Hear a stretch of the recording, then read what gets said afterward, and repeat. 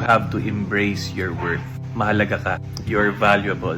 Pero siguro you might doubt that statement because you keep on thinking, mas magaling pa yung iba? Sino ba ako? Ano bang nalalaman ko? Kakayanin ko ba talaga yun? Magaling nga ba talaga ako? If you base your worth on what other people will think about you, then you'll be living your life trying to prove yourself to others. It's as if others are controlling your life. Pero iba pag you embrace your worth. Kasi unang-una, ina-acknowledge mo yung gifts mo. Yung pagiging ikaw, yung uniqueness mo, yung galing mo. What does embracing mean? Yakapin, angkinin, at mahalin.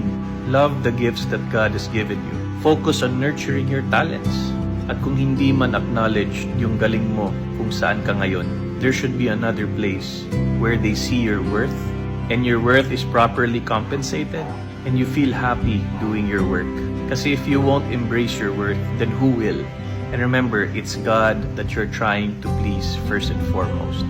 Mahalaga ka sa mata ng Diyos, mahal ka ng Diyos, at naniniwala ang Diyos sa'yo. When you start to embrace your worth based on how God sees you, you will start to gain confidence.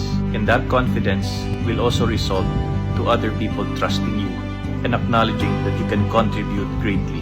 My prayer for you is that you stop doubting yourself and start growing your gifts.